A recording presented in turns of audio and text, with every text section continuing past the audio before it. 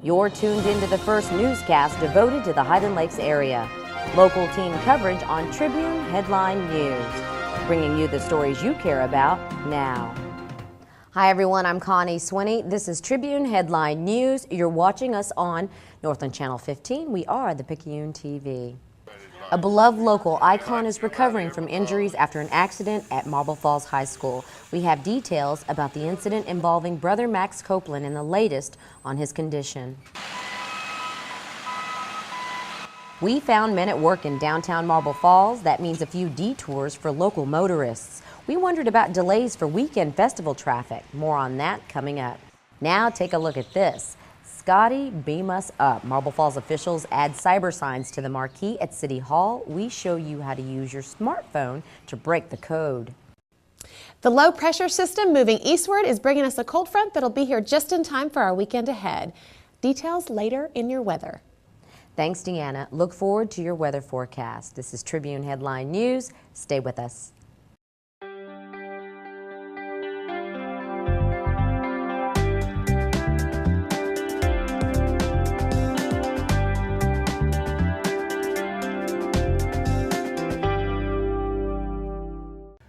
We are established, we are qualified, we are certified, we are knowledgeable, we are dependable. We are Ken's Heating and Air. Our people make the difference. Welcome back. We'll have the latest on Brother Max Copeland's recovery and what he means to the community in a moment. But first, we have the verdict in a case involving the death of a Spicewood man and his 2 children in a car wreck. At the heart of the case, whether methamphetamines played a role in the crash. The man you see here walking back to his seat in a Burnett courtroom is John Wesley Horn. He was the driver of a truck which crossed the center line between Spicewood and Marble Falls and crashed head-on into a second vehicle on Highway 71 east of the city in June 2009. On Thursday, he was convicted on 3 counts of intoxication manslaughter and 2 counts of aggravated assault with a deadly weapon. 37-year-old Russell Rutland and his 9-year-old son and 4-year-old daughter were killed in the collision. 2 of Rutland's other young children survived. The aggravated assault charges stem from the injured children. Lab results revealed Horn tested positive for methamphetamines after the collision. We have more details in the case at dailytrib.com.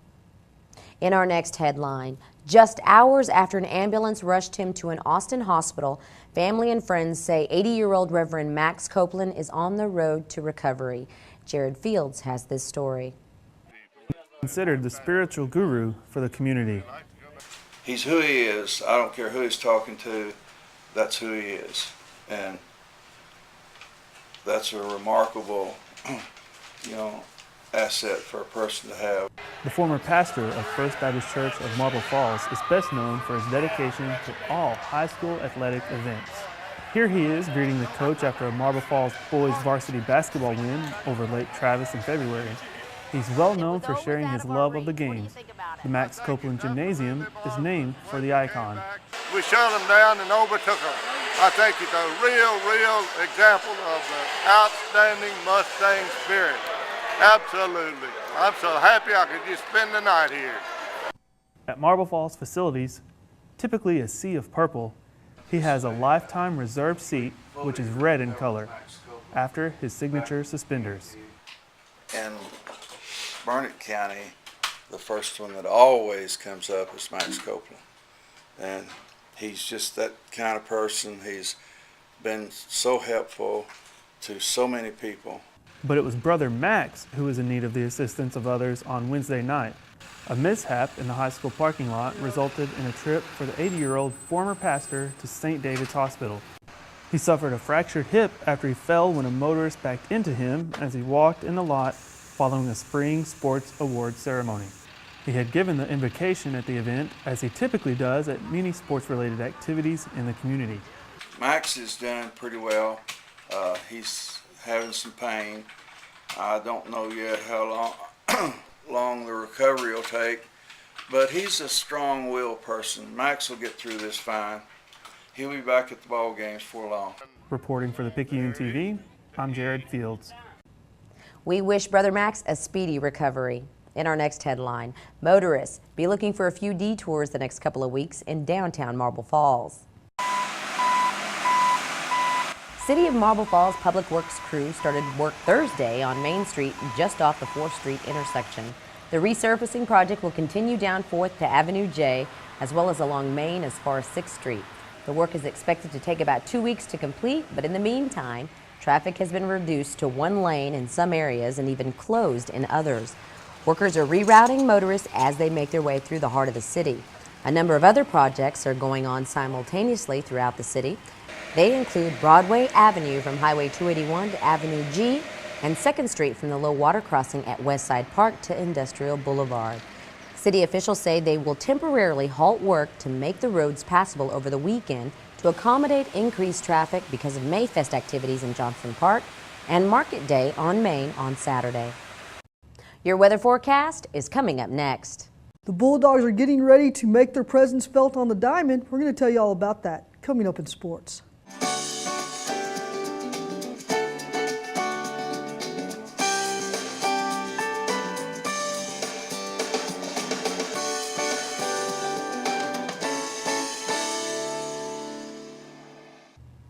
Welcome back. Well, it looks like we got a little relief from the dry conditions here at home. You could find plenty of runoff on Thursday into area waterways. We even stumbled upon a few vehicles braving a few low water crossings overflowing with excess rainwater.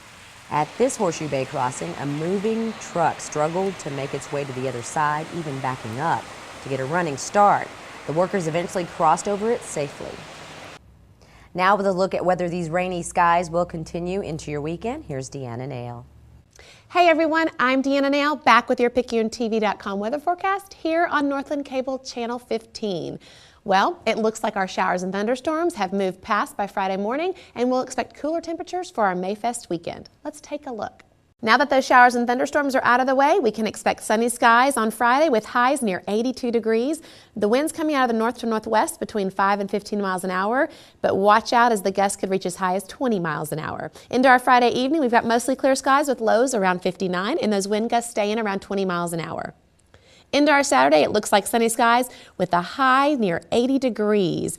Get out and enjoy that beautiful weather. The winds still will be gusting as high as 20 miles an hour. And into our Saturday evening, mostly clear skies with lows around 53. And into our Sunday, same thing as Saturday, we've got sunny skies with highs near 80 degrees. Into Sunday evening, mostly clear skies with lows around 55. Looks like our cooler temperatures will stick around through Monday as we can expect highs only reaching near 83 degrees. That's your weekend forecast here on the PicayuneTV.com and Channel 15. We'll see you back here next week. Connie, back to you. Thanks, Deanna. Jennifer Fierro joins us next with sports. The Faith Academy boys track team finished 8th overall at the Class 2A state meet over the weekend. The meet was highlighted by Jake Diamond, who won the pole vaulting contest with a vault of 12 feet.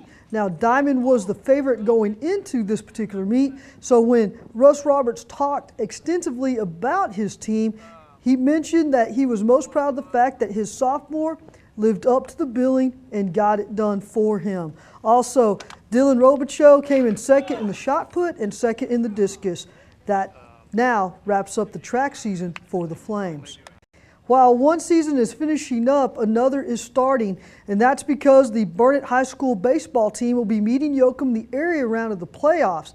This will be the first game that the Bulldogs have played since the end of April. We did get a chance to talk to head coach Tim Perkins, who said that Yoakum will bring a lot of firepower, so he's hoping his pitching staff will be deep enough to win this series in 2 games. Game 1 will be at New Braunfels High School at 7 o'clock. Game 2 will be Saturday at 2 o'clock, and if necessary, Game 3 will follow 30 minutes after the end of Game 2. That's it for sports. I'm Jennifer Fierro. Connie, back to you. Jennifer, thanks. We found a few signs that the city of Marble Falls is embracing the digital age. They call it smart sign technology, first developed overseas. City officials attached these 2 quick response code signs on the office outdoor bulletin near the front entrance. The signs work with smartphones, which are scanned across the abstract-looking design. An application on the phone reads the maze-like pattern to decode the information and prompt the cell phone to pull up a website.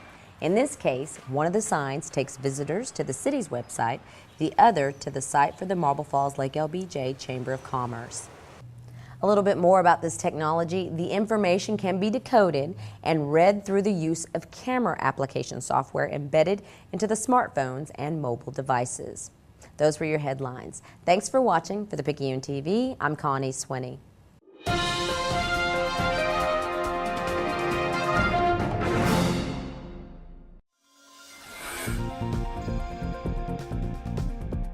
Welcome. Today we're at the Marble Falls ISD Central Administration Office. Our guests are the Granite Shoals City Council candidates. Stay tuned as we ask them the hard questions.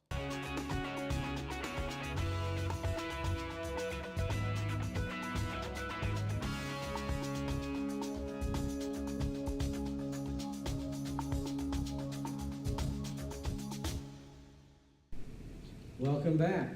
Today we have candidates for the Granite Shoals City Council races. I'd like to introduce our panel of guests. First, for place one, we have the incumbent, Shirley King, her opponent, Mr. Terry Hartman, and then for place three, we have Mr. Don Harrison and his opponent, Mr. Eric Tanner. Thank you all very much for being on our show today. We appreciate it. And just remember, you can catch the show on www.thepicayunetv.com or also on Northland Communications Channel 15. Let's get straight to our first question. We're going to go with place one candidates first. So Ms. King, you get the first question. What can the city do to encourage business and economic development? Well, first of all, we need the voters to approve the bonds to build the new sewer plant. And once that happens, we need to encourage businesses to come here, and I'd like to see the 131 acres that the city owns to be able to be developed into commercial property and for businesses for the citizens and for park and recreation uses. Good. Well, thank you, Ms. King, for that answer. And now also for place one, Mr. Terry Hartman, what's your response, sir, to that question? My response to that question is that we need a sewer treatment plant, because without it, businesses won't come in. And as you travel down 1431, there are a lot of derelict buildings on there. And something should be done about those, because if they get flat land, somebody that wants to put a business in takes one look and says, oh, here's a nice spot to build. And they don't have to look at a building that's falling apart literally on 1431. Also, it's for growth for the city. So we need the sewer treatment plant. It may be where it was originally scheduled, or it may have to go back up on 131 acres. Depends on what the voters do. Thank you, Mr. Hartman. And now for place three, we're going to throw the question first to Mr. Don Harrison. Same question, sir. What can the city do to attract economic development and encourage business growth? The thing is twofold. Number one, we do need a sewer treatment plant, and I would strongly encourage us taking a second look at the sewer treatment plant. I feel that the current sewer treatment plant is located on property and is not set up to benefit the majority of the citizens of Granite Shoals. We do need a city sewer treatment plant, but I do believe it should be on our own property. Secondly, we need to look at the code enforcement. In 5.5 years, we have not had one that I know of commercial operation that's in single-family residential shut down. We have contractor yards all over Granite Shoals.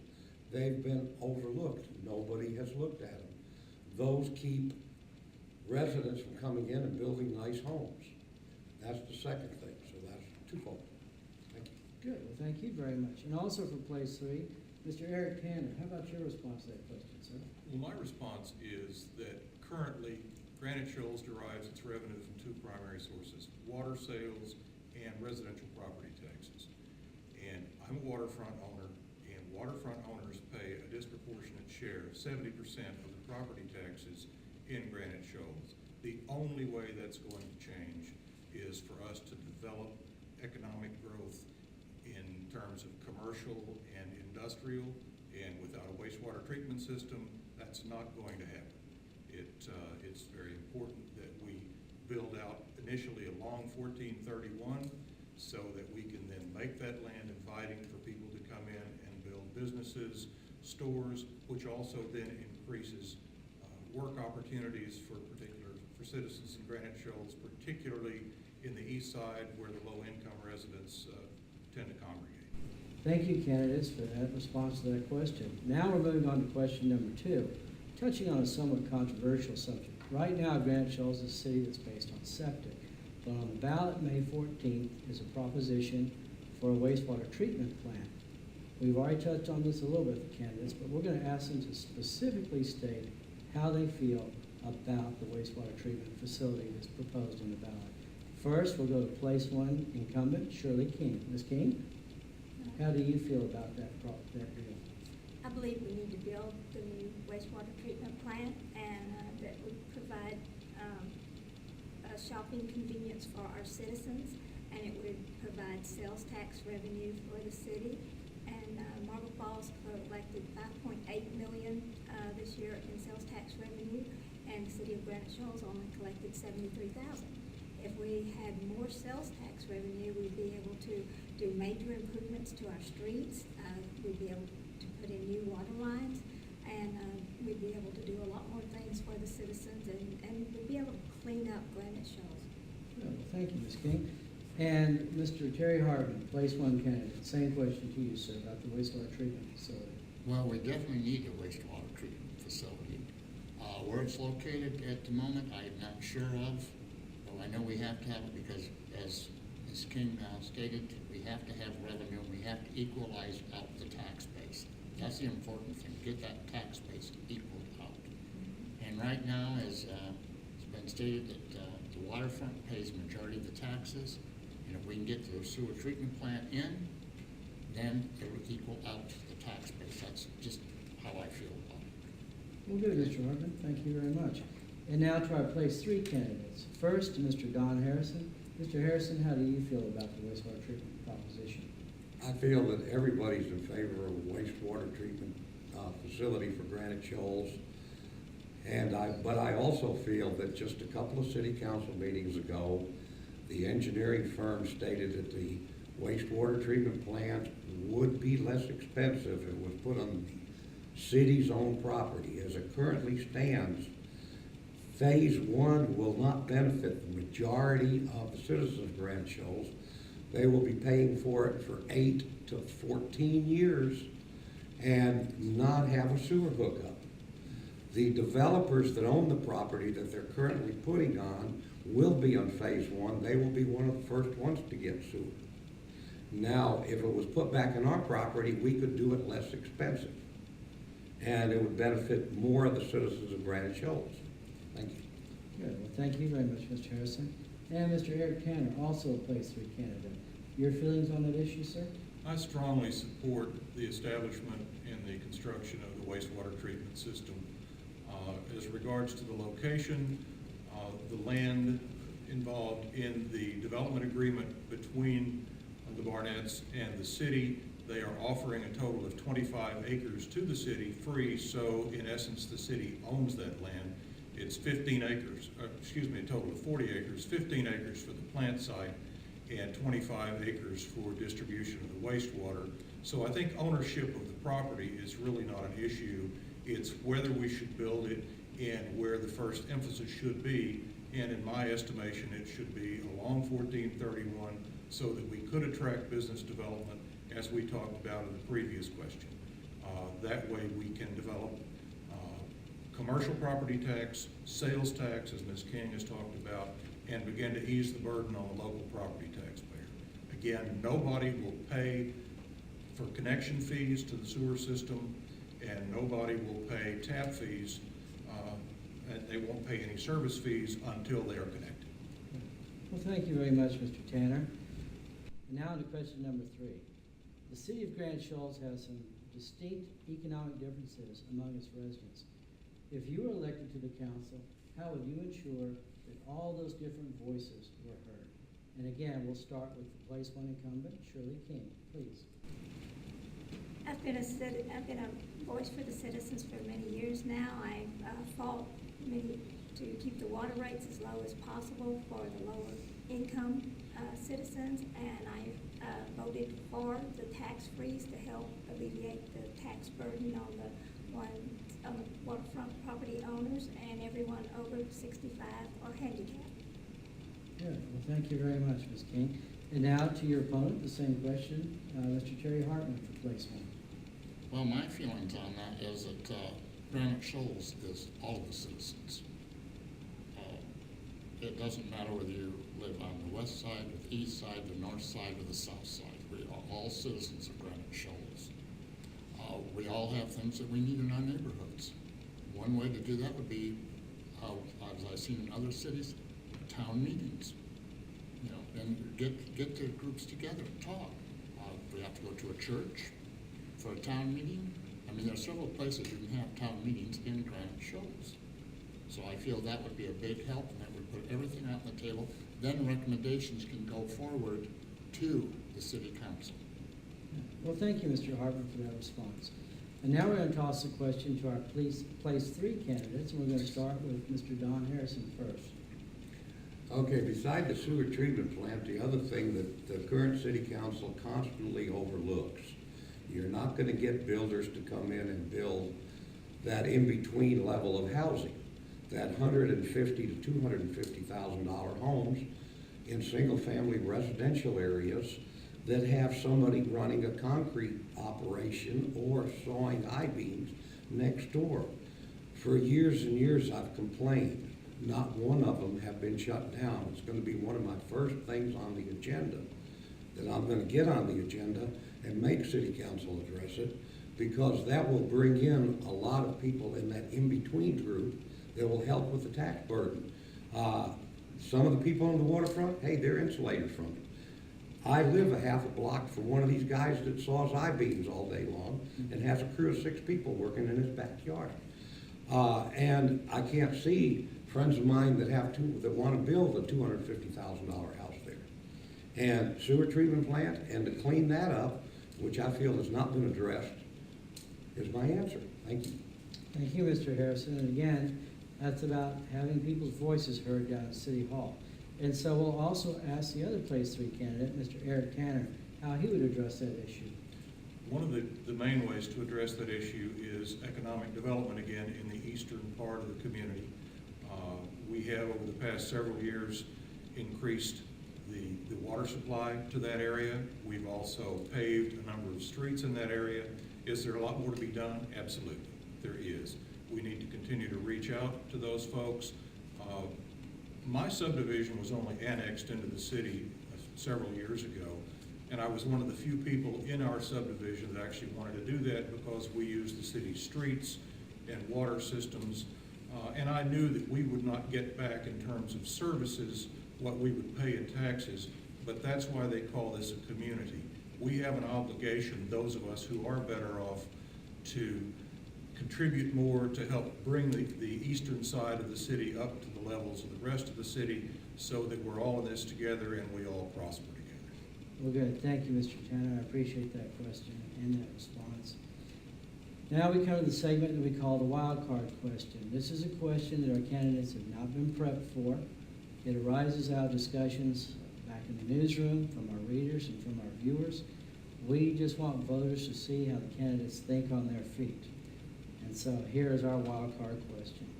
Candidates, how should Granite Shoals handle the next annexation of Beaver Island and Webb Island in the coming decade? And we will toss the question first to Shirley King, the incumbent for place one. Ms. King? We should, I won't be on the council then, I'm sure, and I think it would be up to the council members who are there at the time, but it will be 7 years before that we can annex them, but I do believe that they should be annexed, the sooner the better. Okay. Very controversial subject out there in Granite Shoals. Mm-hmm. And Mr. Hartman, same question to you, sir. Right, thank you. The problem with it is for 7 years they cannot be annexed, and yet they get all of our services. They get the water, they get the fire, they get EMS, they get all of our services. And when they de-annexed, we lost a large tax base. So hopefully that we can get that tax base back. As Ms. King said, she won't be on the council probably, and I probably won't either. But it's still something that we have to look at, something that should be voted on. There's no way around that one. You have to vote on that one. Some of them wanted to stay with the city, some of them didn't. So indirectly, they're still part of Granite Shoals. That's it. Thank you. Well, thank you, Mr. Hartman. And now we're going to take the question to our place 3 candidates. We're going to start again with Mr. Don Harrison. Mr. Harrison? Okay, it is my understanding under the current agreement that Beaver and Webb Island will voluntarily, after 7 years, allow themselves to be re-annexed. The situation arose out of the city not annexing them properly. There was some errors made in the annexation which Beaver Island picked up on, and they used it to their advantage. The problem with the way it works currently is the fact that we stayed in court for 6 years fighting this situation, and we were wrong to start out with. We could have been re-annexing them in a couple of years if we wouldn't have stayed in court. And so I think the problem has solved itself. They're going to voluntarily allow Granite Shoals to annex them in 7 years. Okay. Well, thank you. Strong opinions. It's always good to hear those opinions. And now, question goes to the other place 3 candidate, Mr. Eric Tanner. Well, we've heard here today people saying that the people of Webb and Beaver Isle get benefits without paying for them. They will be paying higher out-of-city water rates, and as of October 1st, they will have to contract with the city at their cost for fire, police, and EMS protection. And it's also my understanding that the water system, or the wastewater treatment system for those 2 communities is nearing capacity. It wouldn't surprise me to see citizens in that area in the next few years actually petition the city of Granite Shoals to be annexed, particularly if a wastewater treatment system is approved by the voters May 14th. Well, good. Thank you very much. That's an interesting point. I want to thank all our candidates for the Granite Shoals City Council for being here today on Tribune Talk with Thomas Edwards. We want to thank incumbent place 1, Councilwoman Shirley King. Thank you. Her opponent, Mr. Terry Hartman. And then for place 3, candidates Don Harrison and Mr. Eric Tanner. Thank you all very much. I also want to remind our viewers that we have 2 mayoral candidates who could not be here today, Dennis Meyer and Peggy Metzger, so don't forget them. Remember to go exercise your right to vote on May 14th, and check us out always on www.thepicayuntv.com, as well as on Northland Communications Channel 15. I'm Thomas Edwards for Tribune Talk. Thank you very much. Have a good day.